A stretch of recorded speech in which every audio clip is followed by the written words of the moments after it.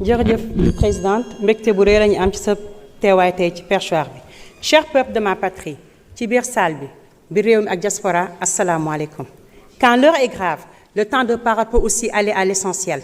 C'est donc avec une profonde préoccupation et un sens des responsabilités en tant que parlementaire que j'interviens. Les autorités doivent se saisir du problème des étudiants et trouver une solution immédiatement. Depuis plusieurs semaines, les universités du Sénégal, en particulier l'université Cheikh Anta Diop de Dakar, sont le théâtre d'affrontements répétés entre forces de l'ordre et étudiants. Et les tensions de plus en plus violentes inquiètent la population. Des blessés graves sont signalés, parfois évacués en urgence vers des hôpitaux, car le dialogue a cédé la place à la confrontation. Depuis 2 semaines, aucune activité pédagogique, aucune vie sociale, seulement des tensions persistantes, des journées sans ticket, des gaz lacrymogènes à profusion et une répression disproportionnée exercée par les forces de l'ordre. Excellence, Monsieur le Président de la République, l'heure est d'autant plus grave que les forces de l'ordre ont envahi le campus social en violant les franchises universitaires avec leurs fourgonnettes, sur réquisition du recteur. Tandis que les étudiants campent fermement leur position, l'enceinte de l'université doit être donnée accès aux forces de l'ordre pour sécuriser et non les violenter. Les étudiants de Master 1 réclament le paiement intégral de leur rappel, pendant que ceux de Master 2 dénoncent la suspension brutale de leur bourse, alors même que leurs cours n'ont pas encore débuté. J'en appelle à votre responsabilité. Réagissez tant qu'il est encore temps. Il y va de la stabilité du pays. Cette situation délétère doit être réglée une bonne fois pour toutes. J'invite à la raison, à la sérénité et au dialogue. Certes, le système universitaire nécessite des réformes profondes, mais l'urgence aujourd'hui est à l'apaisement. Il ne s'agit plus de savoir qui a raison ou qui a tort, mais d'éviter l'irréparable. Monsieur le Président, ce qu'on n'aurait dû jamais imaginer dans notre actuel régime, Barina, mais cette situation alarmante et inacceptable, elle pouvait être évitée, anticipée depuis des mois.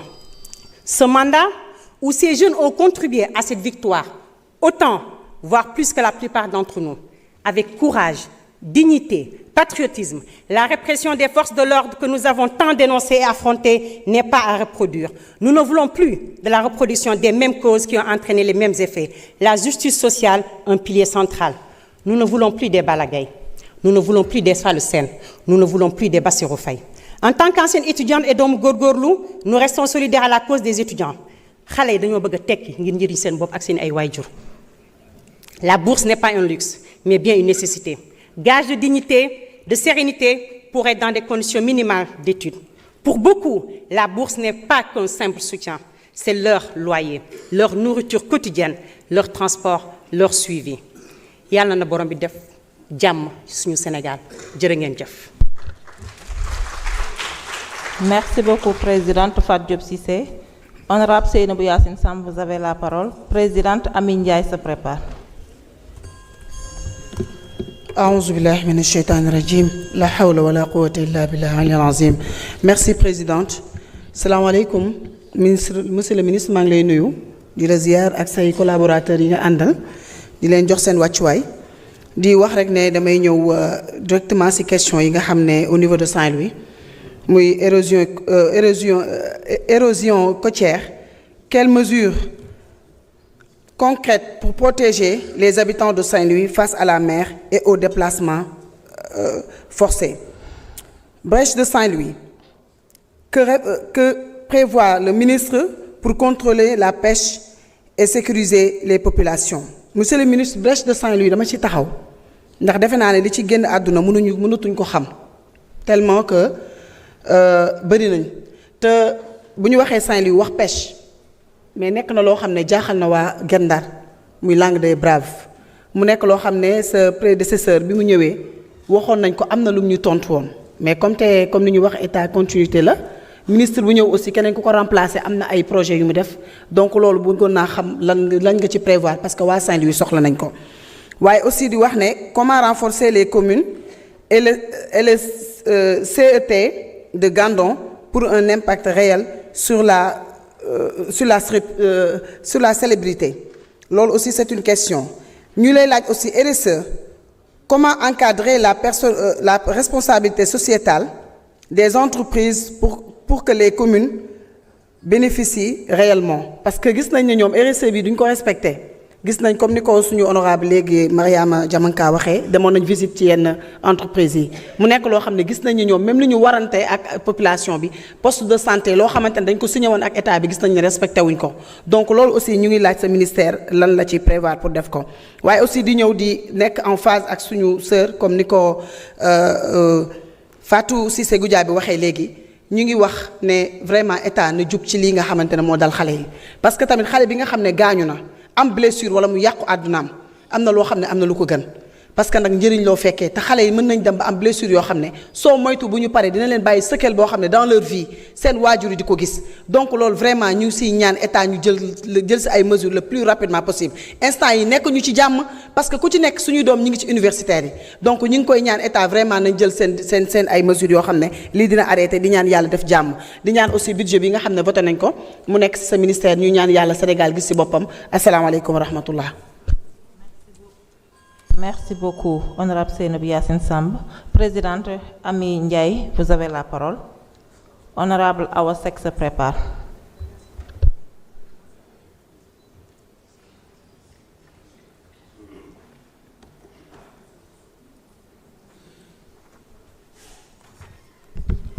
Assalamu alaikum wa rahmatullah.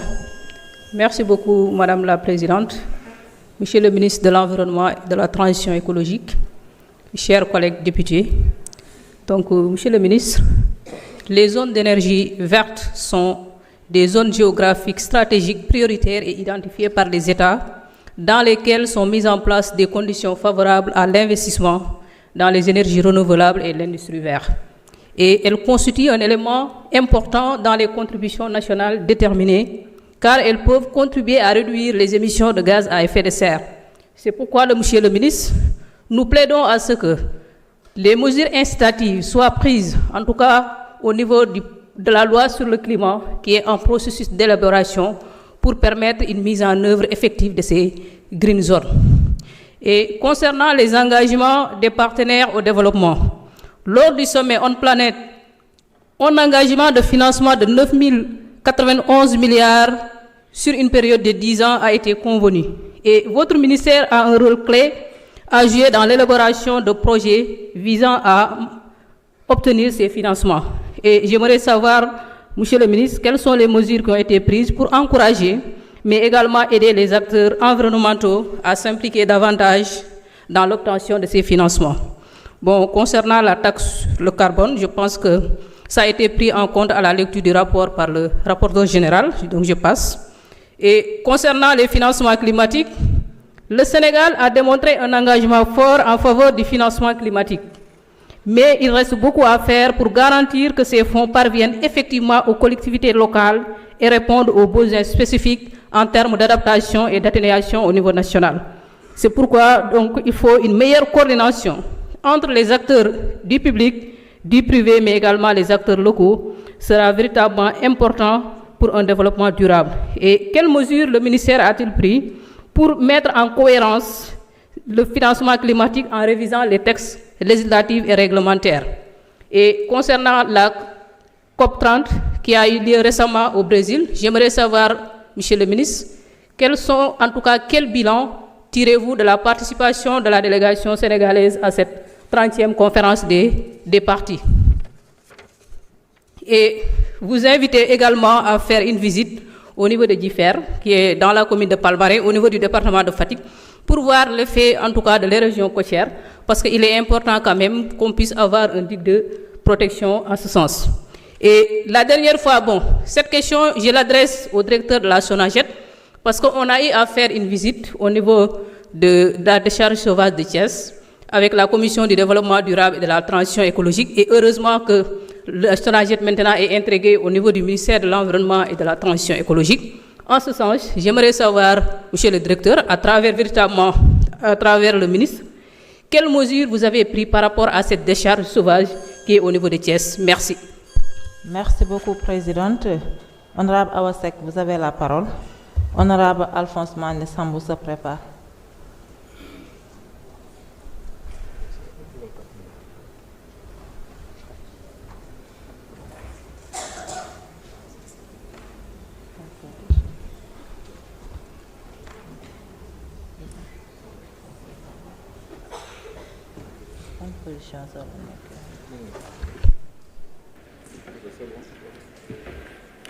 salaamaaleykum wa rahmatullah merci madame la présidente maa ngi lay nuyu di la ziar bu baax maa ngi rafetlu tamit sa toogaay foofu.